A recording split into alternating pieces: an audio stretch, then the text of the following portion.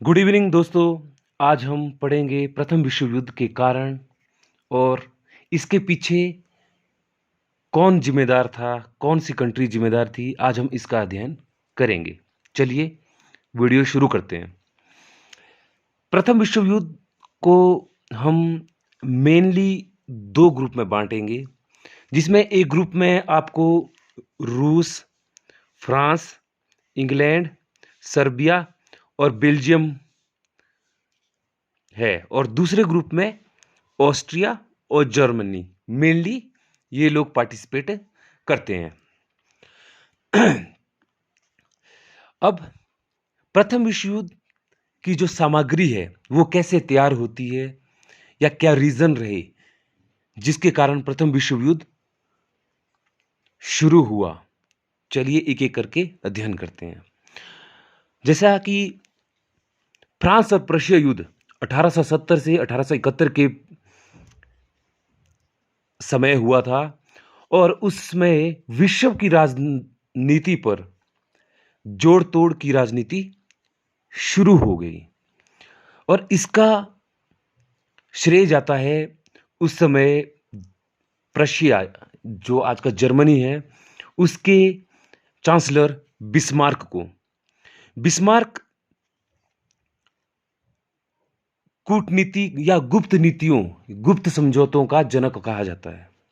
उसने फ्रांस और प्रशिया युद्ध में जब फ्रांस के अल्सेस और लॉरेंस के प्रदेश जीते थे, तो वो यह भली भांति जानता था कि फ्रांस किसी न किसी समय इन प्रदेशों को वापस पाने की चेष्टा जरूर करेगा। अतः उसने इस तरह की गुप्त नीतियों, समझौतों का अनुसरण किया ताकि फ्रांस को यूरोप के बाकी देशों से अलग थलग रखा जाए, और इसके लिए उसने कई तरह की संधियां और नीतियां अपनाई। उसने ऑस्ट्रिया और इटली को और अपनी तरफ लाने के लिए त्रिमुखी संधि, या जिसको बोलते हैं ट्रिपल अलायंस, करा ली थी। चलिए अब हम प्रथम महायुद्ध के कारण पढ़ेंगे। और कारण नंबर 1, गुप्त संधियां तथा समझौते, जो मैंने अभी डिस्कस किया, गुप्त समझौते। अब इनका मैं एक एक करके बताता हूं। सबसे पहले जब फ्रांस और प्रशिया वॉर 1870 और 71 में हुआ, तो उसके पश्चात जर्मनी ने ऑस्ट्रिया के साथ 1879 में संधि की, ताकि ऑस्ट्रिया का साथ फ्रांस को ना मिले। और दूसरा, उसने 1882 ईस्वी में ऑस्ट्रिया, जर्मनी और इटली ने ट्रिपल अलायंस 1882 में बना लिया। और ये इस तरह की संधियां जो है, बिस्मार्क जो कि एक बहुत ही बड़ा कूटनीतिज्ञ था, उसने जो है फ्रांस को यूरोप के बाकी देशों से अलग रखने के लिए किया। जब ये संधियां की गई तो फ्रांस भी पीछे रहने वाला नहीं था। इसी का नतीजा ये निकला कि 1894 ईस्वी में फ्रांस और रूस के मध्य एक समझौता हुआ, और 1902 में जापान और इंग्लैंड के मध्य समझौता हुआ, और 1904 ईस्वी में इंग्लैंड और फ्रांस के मध्य में, और 1907 ईस्वी में रूस और इंग्लैंड के साथ समझौता हुआ।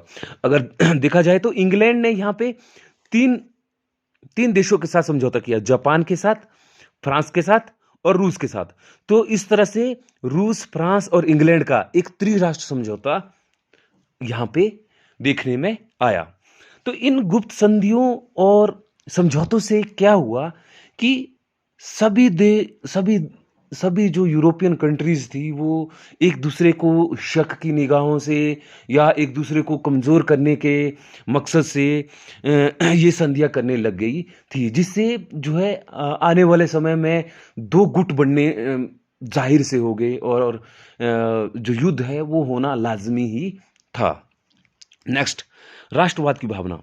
1870-71 ईस्वी में जब प्रशा फ्रांस युद्ध हुआ था, तो प्रशा ने फ्रांस के अल्सेस और लॉरेंस के प्रदेश जीते थे, जो जैसा कि हमने ऊपर अध्ययन किया था, और फ्रांस इसे प्राप्त करना चाहता था, परंतु इसको जर्मनी देना नहीं चाहता था। जर्मनी क्या था कि वो नहीं चाहता था कि उसने जो प्रदेश प्राप्त किए हैं वो फ्रांस को वापस दे दिए जाए। और 1789 में फ्रांस की क्रांति हुई। जब 1789 में फ्रांस की क्रांति हुई, तो उस क्रांति के परिणाम स्वरूप राष्ट्रवाद की भावना अपने चरम सीमा पर पहुंच गई।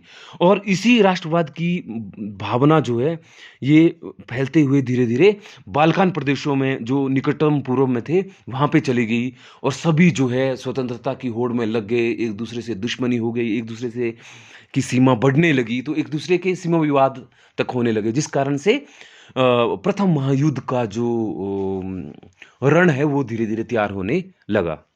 नंबर 3, सैन्यवाद और शस्त्रीकरण। यूरोप में इस बात पर ध्यान दिया जाने लगा कि राष्ट्र की उन्नति के लिए सैनिकवाद आवश्यक है। और ये कब देखा गया? जब देखो पहले पहले जो ये प्रशिया वॉर हुआ था, जो जो फ्रांस प्रशिया वॉर हुआ था 1870 और 71 के बाद, यहाँ पे प्रशिया ने फ्रांस जैसे राष्ट्र को हरा दिया था। तो यूरोप के अंदर जर्मनी ने सैन्यवाद और शस्त्रीकरण की ओर बढ़ावा दिया। ठीक है, यहां तक कि 1862 के अंदर, तो 1862 में ही प्रशिया ने जो है अनिवार्य सैनिक शिक्षा आरंभ कर दी थी। ठीक है, और जैसा मैंने अभी बताया कि प्रशिया फ्रांस वॉर के बाद तो यह इसे और भी तेजी से शुरू कर दिया। 1874 में जर्मनी के पास जहां पर 4 लाख सैनिक थे, वहीं यह 1914 ईस्वी तक 8,50,000 तक हो गए। और ये जो है सिर्फ जर्मनी में नहीं हुआ, धीरे धीरे सभी राष्ट्रों में फैला। और इसका परिणाम ये निकला कि शस्त्र सैन्यकरण की होड़ ने जो है इन देशों को एक दूसरे को नीचा दिखाने की कोशिश की, और विश्व जो है एक बहुत बड़े महायुद्ध की तरफ अग्रसर होने लगा। नंबर नेक्स्ट है आर्थिक साम्राज्यवाद। यह बात ध्यान देने योग्य है कि 19वीं शताब्दी के अंत तक यूरोपीय देशों में औद्योगिक क्रांति आ चुकी थी। जर्मनी और रूस, यहां पर ध्यान देने वाली बातें हैं कि जर्मनी और रूस जो है इसमें बहुत लेट शुरू हुआ, परंतु इसमें शामिल हुए। और 19वीं शताब्दी के अंत तक तो लगभग संपूर्ण अफ्रीका और एशिया का दोहन अपने लाभ के लिए इन देशों ने कर लिया था। और साथ ही साथ जैसे बर्लिन बगदाद रेलवे जर्मनी द्वारा बिछाई गई, साइबेरिया रेलवे लाइन रूस द्वारा बिछाई गई, केप से काहिरा तक ब्रिटेन द्वारा बिछाई गई, ये सारी जो है आर्थिक प्रतिस्पर्धा का कारण बनी। और आर्थिक प्रतिस्पर्धा के लिए इन लोगों ने नए उपनिवेश स्थापित करना शुरू कर दिए, या एक दूसरे से ये उपनिवेशों की छीना झपटी चलती रही, जो कि धीरे धीरे इनमें आपसी ईर्ष्या की भावना को बढ़ाती गई, और ये प्रथम विश्व युद्ध के कारण में शामिल हो गया। नंबर 5, अंतरराष्ट्रीय संबंधों को नियंत्रित करने वाली संस्था का अभाव। जैसा कि आप आज के समय में या आप देखोगे कि राष्ट्रसंघ का निर्माण प्रथम विश्व युद्ध के बाद हुआ, और सेकेंड वर्ल्ड वॉर के बाद 24 अक्टूबर 1945 ईस्वी को यूएनओ की स्थापना हुई। परंतु अब आप यहाँ देखोगे तो प्रथम विश्व युद्ध से पहले कोई ऐसी संस्था नहीं थी, कोई ऐसा पावरफुल कोई ऐसा संगठन नहीं था जो कि कमजोर राष्ट्र का साथ दे सके। जब इस समय ऐसी वर्ल्ड वॉर 1 से पहले ऐसी सिचुएशन हो रखी थी, जो कमजोर राष्ट्र थे तो शक्तिशाली राष्ट्र की नीतियां, कूटनीति जो है उनको प्रभावित करती थी, उन्हें युद्ध में जबरदस्ती झोंका जाता था।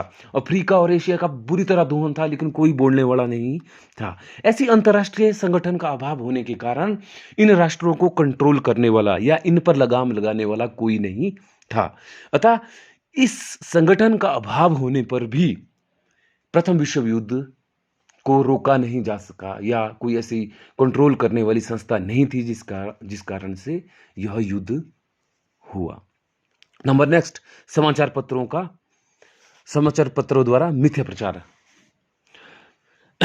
देखो, जनमत संग्रह या जनमत निर्माण में समाचार पत्रों का बहुत बड़ा योगदान होता है। आज के समय में भी आप देखते होंगे, आप समाचार पत्रों पे विश्वास करते हो, और समाचार पत्र किसी भी सरकार को अगर अच्छा दिखाना चाहे तो आप अच्छा मानते हो, और कोई सरकार को गलत दिखाना चाहे तो आप गलत मान लेते हो। तो ऐसा ही उस टाइम भी हुआ था। जैसे वहाँ पे क्या हुआ कि जो समाचार पत्र ने उन्होंने उग्र राष्ट्रवाद की भावना को बढ़ावा दिया। लोगों की भावना के साथ खेलना तो इनका आम कार्य था।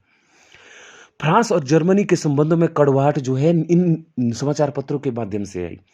जब इंग्लैंड के समाचार पत्रों ने जर्मनी के जो कैसर विलियम जो राजा थे, कैसर विलियम द्वितीय थे, की नीति की जब आलोचना की, तो नेचुरली है कि जर्मन के लोग इंग्लैंड के जो है खिलाफ हो गए और उन्हें अपना शत्रु मानने लगे। और सिमिलरली जब जर्मनी के समाचार पत्रों ने इंग्लैंड के बारे में गलत उल्टा-पुल्टा बोलना शुरू किया, तो वो जो है इन्हें गलत समझने लगे। ठीक है? और उसी के साथ जैसे रूसी समाचार पत्रों के कारण जो है ऑस्ट्रिया जर्मनी से संबंध उनके खराब हुए।